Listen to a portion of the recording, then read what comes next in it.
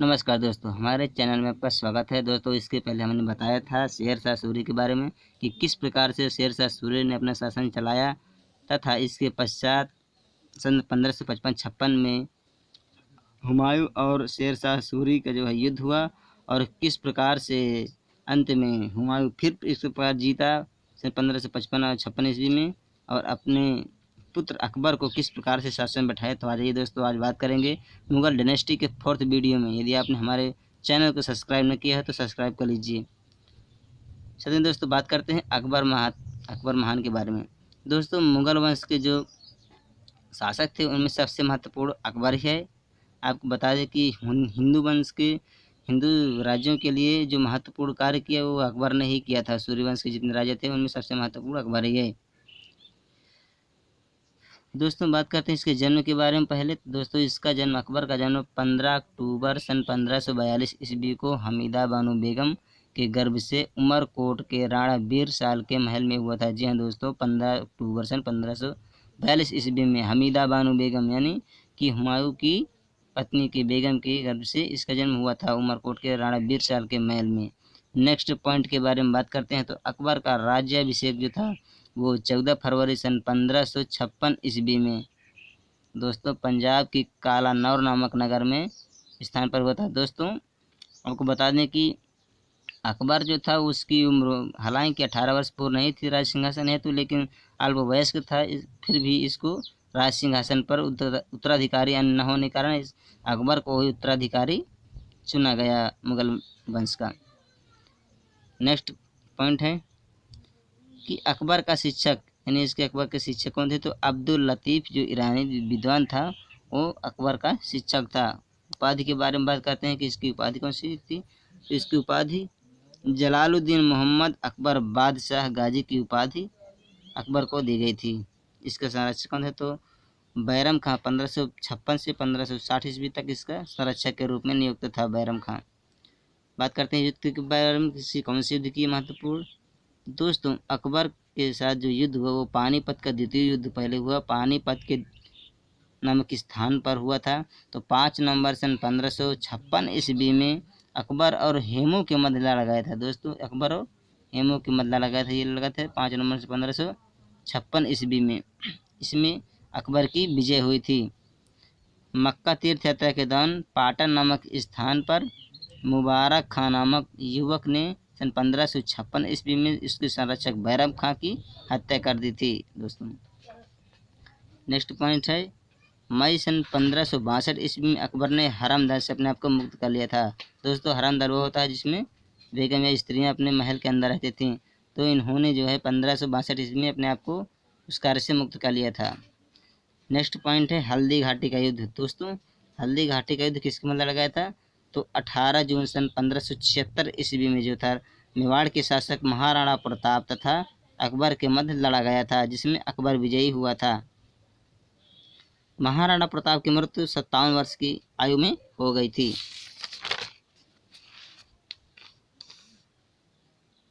उन्नीस जनवरी सन 1597 ईस्वी में महाराणा प्रताप की मृत्यु हो गई थी, जबकि 57 वर्ष के थे।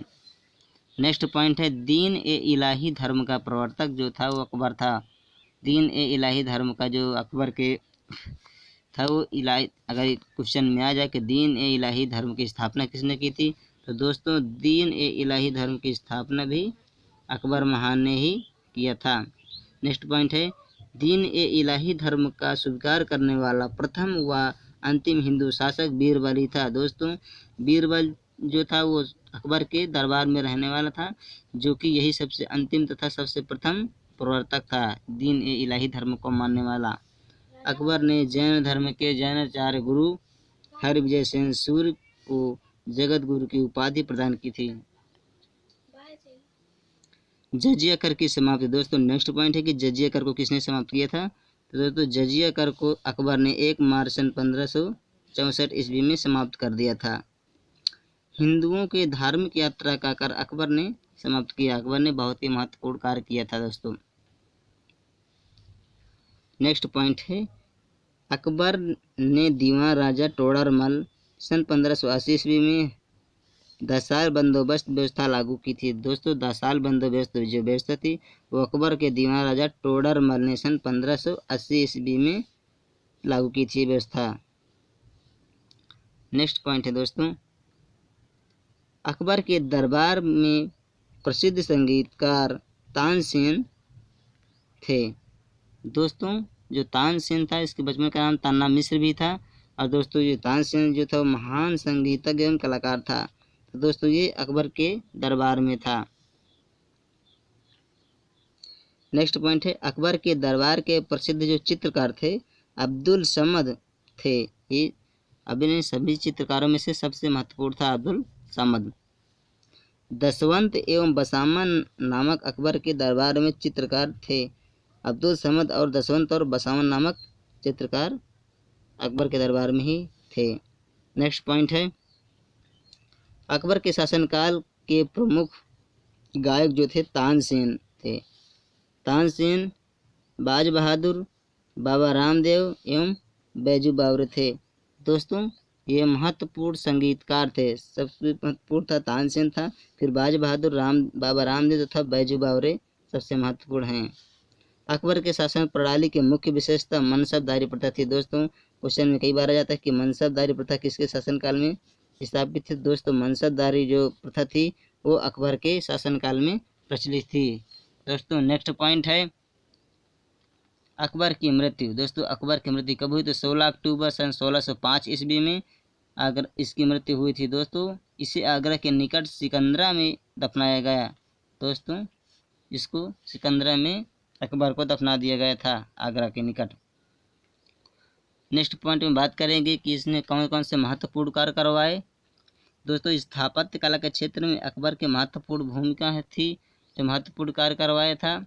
तो कौन कौन से कार्य करवाया था? तो हुमायूं का मकबरा जो है वो दिल्ली में बना है दोस्तों, जो कि बनवाया था अकबर ने। शाही महल का निर्माण फतेहपुर सीकरी में अकबर ने करवाया था। पंचमहल तथा बुलंद दरवाजा का निर्माण अकबर ने ही करवाया था। दोस्तों जोधाबाई का महल इबादत खाना या जिसे प्रार्थना गृह के नाम से जाना जाता है, इसकी स्थापना अकबर ने ही किया था। इलाहाबाद का किला और लाहौर का किला भी अकबर ने ही बनवाया था।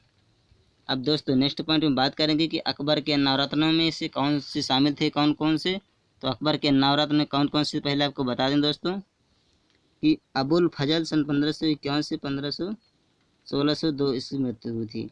दोस्तों अबुल फजल था जो महत्वपूर्ण था, सबसे पहले नवरत्नों में यही था। दोस्तों दूसरा था फैजी, तीसरा है तानसेन, चौथा बीरबल, पांचवा टोडरमल, छठवां राजा मान सिंह, सातवें में है अब्दुल रहीम खान खाना, आठवां है फ़कीर अजुद्दीन, अच्छा नौवें हैं मुल्ला दो प्याजा। दोस्तों ये अकबर के नवरत्न थे। नेक्स्ट पॉइंट में बात करेंगे, अबुल फजल का बड़ा भाई फैजी जो था अकबर के दरबार का राजकवि के पद पर आसीन था। दोस्तों ये जो था अबुल फजल का बड़ा भाई फैजी ये राजकवि के पद पर आसीन था।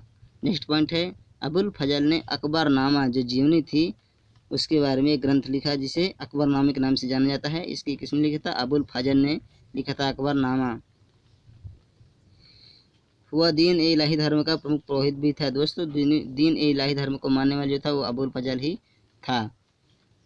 बीरबल के बचपन का जो नाम था वो महेश दास था। दोस्तों बीरबल जो इसके दरबार में था मंत्री, उसका नाम महेश दास था, उसके बचपन का नाम। तानसेन की जो कृतियां हैं, मियाँ की टोली, मियाँ की मल्हार, मियाँ का सारंग, दरबारी का कन्हरा आदि महत्वपूर्ण कृतियां जो थी वो तानसेन की थी, इनके द्वारा गीत संगीत में थी जो। नेक्स्ट पॉइंट बात करेंगे, अकबर के कुछ महत्वपूर्ण कार्य हैं, इसने कौन कौन से कार्य करवाए दोस्तों। तो आपको बता दें, दास प्रथा का अंत सन 1562 ईस्वी में करवाया था अकबर ने। अकबर अपने आप को हरामदल से मुक्त किया था 1562 में। जजिया कर को समाप्त करवाया था अकबर ने सन 1564 में। हिंदू तीर्थ यात्रा कर की समाप्ति 1563 में करवाया था।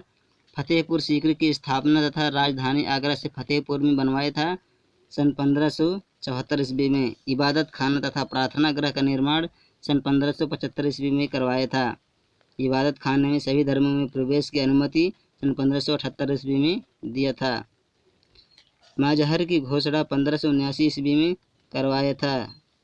दीन ए इलाही धर्म की स्थापना जो है 1582 ईस्वी में करवाया था। इलाही समत की शुरुआत इसने की थी 1583 में।